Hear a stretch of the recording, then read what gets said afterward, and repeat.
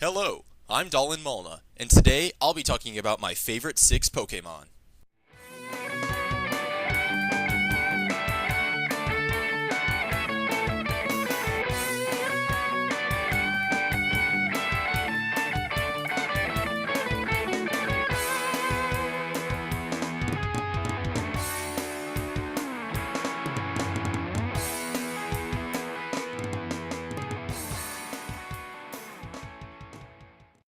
Now today I'll be talking about my favorite 6 Pokémon, the ones I'd like to have in my belt if I were a trainer out to face my destiny.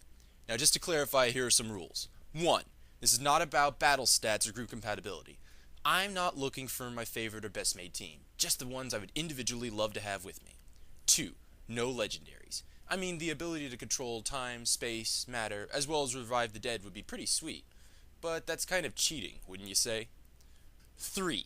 No more than 1 starter per gen. Otherwise, you'd be seeing a lot of Generation 2 starters. Each of them has a special place in my heart.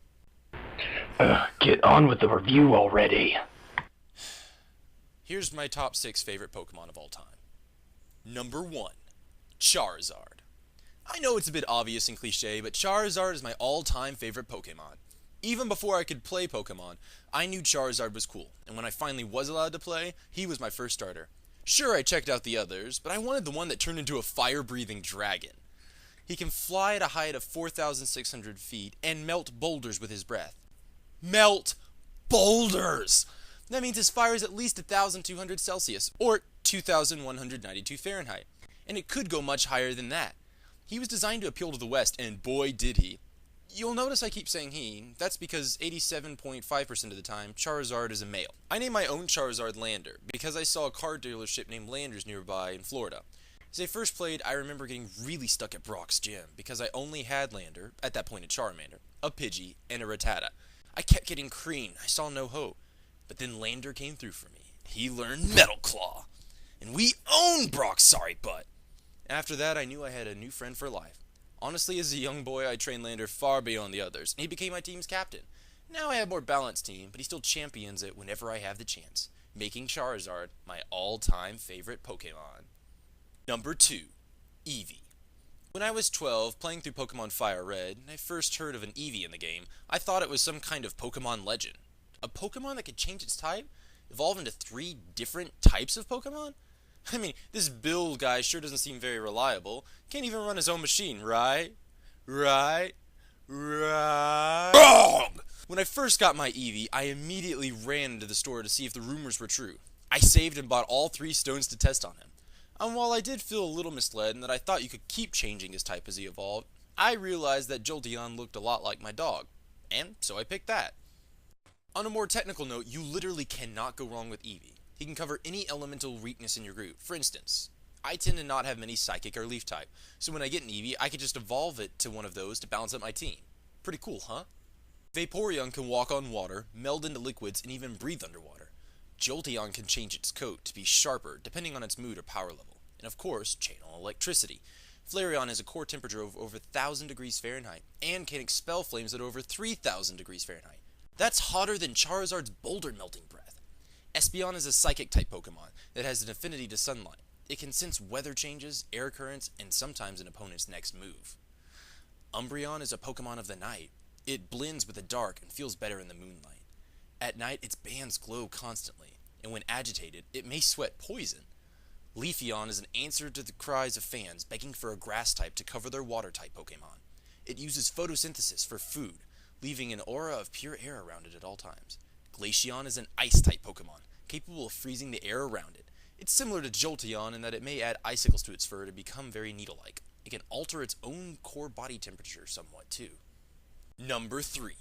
Lucario. Lucario to me was the Pokemon that proved that Generation 4 was not lame. Sure, it had a few stinkers, but to me no generation with a Pokemon this cool could be all bad. For starters, in Super Smash Bros. Brawl, he replaced Mewtwo, a first-generation legendary Pokemon.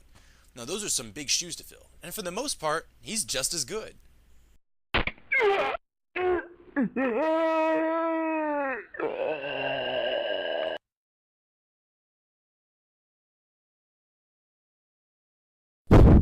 No way, Jose.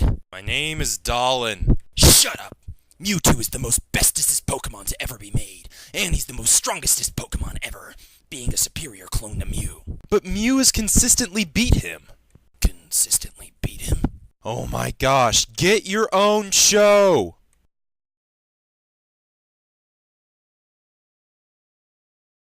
Anyway, he's also a Fighting Steel Dual-type Pokemon. And if that weren't good enough, he can also learn some Psychic moves, which as I mentioned before is great for my team, as I tend to shy away from Psychic type. In day-to-day situations, Lucario has shown the ability to understand human speech and communicate through telepathy. This would allow him to translate Poke-Speech to you as well.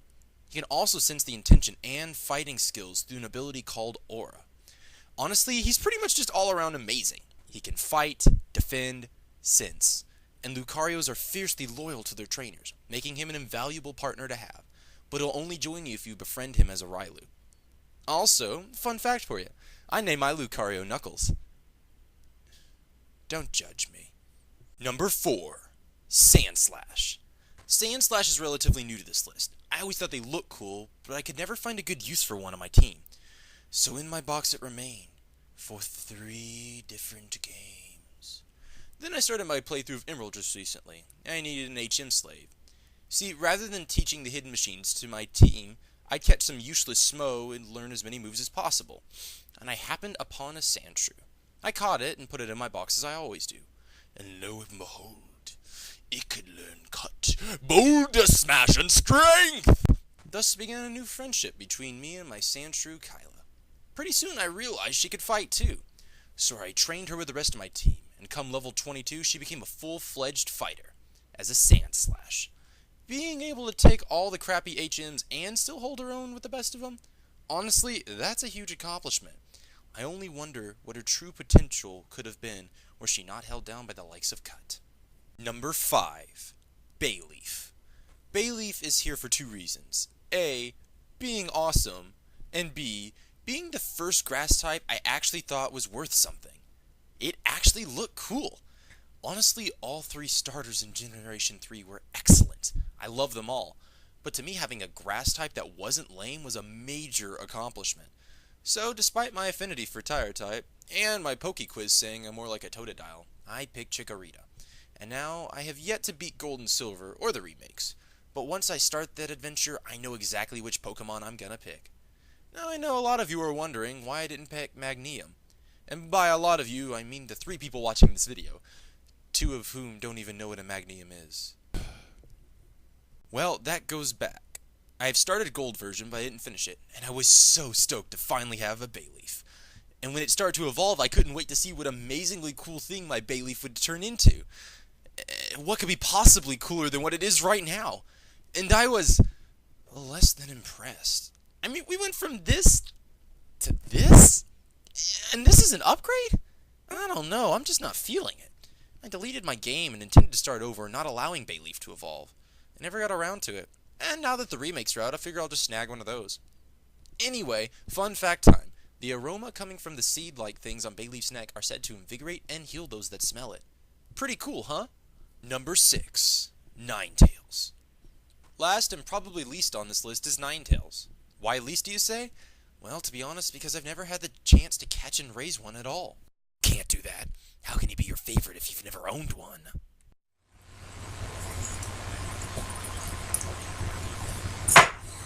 Metal Gear Guy? Metal Gear Guy, come in! Metal Gear Guy! Anyway, I did own one, but I had it traded to me by a friend. I never got to catch and raise one on my own. By the time he had given it to me, I'd beaten the Elite Four, and all my other Pokemon were roughly 20 levels ahead. There just wasn't a reason to raise it anymore. The reason it's on this list is I really want to. Like I said, I love Fire-type, and this is the top tier of awesome Fire-type Pokemon. It's majestic, cool, tough. It can learn a wide set of moves from Psychic and Ghost. Honestly, I've always wanted one. I mean, it's said to live for 1,000 years, and it can communicate with humans. Like Lucario, this guy seems on the border of being a legendary type Pokemon. He's just really cool. Well, that's my list of Pokemon. I hope you enjoy. Not so fast, Dallen. Oh, for Pete's sake, what do you want? You're not really going to go this entire video without talking about legendaries, are you? You know, You're actually right, and I think we have some time left. I mean, the little bar isn't all the way across the screen yet. Why don't we go over a legendary or two? Yeah, Mewtwo, here we come. I think you're going to be disappointed. My favorite legendaries, Latios and Latias. I don't use legendaries very much on account that you normally can't get them till the end of the game, and I'm not really much into the competitive scene. But I love Latios and Latias. They really capture the essence of being both cute and cool at the same time. They can communicate through telepathy. Are you seeing a trend here? They can bend light around them to create illusions or appear human. In the movie, they can also project images into a kind of hologram to show off their experiences. To me, it's weird seeing Pokemon act so human.